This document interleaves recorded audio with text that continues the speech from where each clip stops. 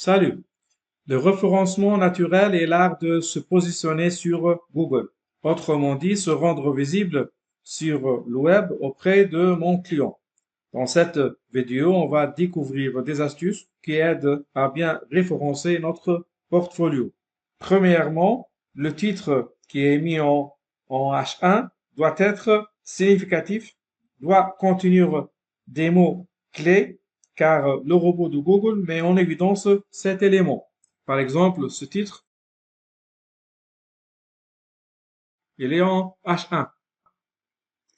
Bien sûr, on a le choix soit de mettre le titre en français si on vise un public francophone, ou si on vise tout le monde, on cherche l'international, on doit mettre en anglais. Donc, si je veux par exemple mettre les bonnes recettes de pâtisserie, donc je dois le mettre en anglais. Par exemple, good, ouais, bien sûr en majuscule, good pastry piece.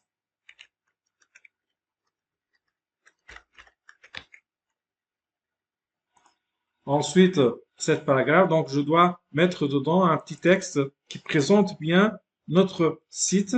Bien sûr, toujours, il doit contenir des mots bien choisis, des mots clés que l'utilisateur utilise pour chercher sur le moteur de recherche Google. Donc, dans cet paragraphe, on peut utiliser des mots bien connus dans le monde de pâtisserie comme chou, crème, vanille, tarte, chocolat. Donc, on peut formuler tous ces mots dans une phrase.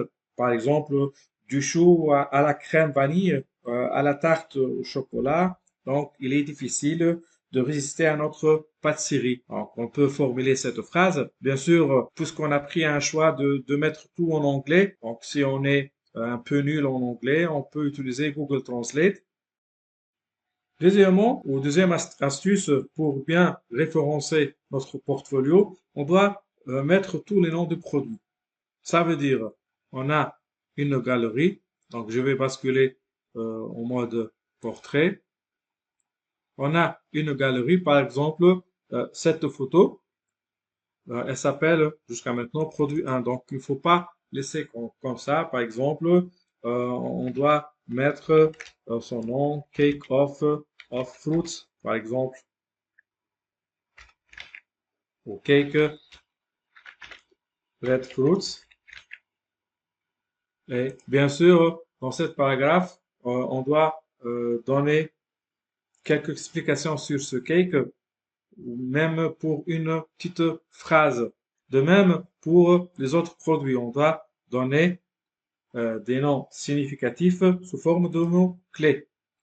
Troisièmement, ou troisième astuce, ajouter les alt sur les produits. L'alt, c'est une sorte de description. Si le navigateur n'arrive pas à télécharger la photo, donc on trouve une petite étiquette qui explique le contenu de cette image. Par exemple, pour cette photo, quand vous remarquez, donc elle s'appelle image 6. On doit donner son nom réel, son nom significatif. Donc, ici, quand vous remarquez, dans les propriétés de cette image, on a une propriété qui s'appelle alt text. On doit donc utiliser l'option custom description et on va customiser, on doit personnaliser la description. Par exemple, on va écrire tout simplement donuts. Donuts, c'est un mot-clé où l'utilisateur peut l'écrire sous Google. Bien sûr, on peut faire le même travail avec ce logo. Donc, on doit fournir une description du logo. Par exemple, on doit écrire logo pastry chef. Voilà, c'est significatif pour le moteur de recherche et pour le visiteur. Astuce suivante, on doit choisir un nom de domaine significatif. OK. Lors de la publication, donc sous Webflow, soit de mettre ou de laisser l'adresse du projet. Ça veut dire, dans notre cas, FRMB 2022-02 Webflow for Beginners ou d'acheter un nom de domaine.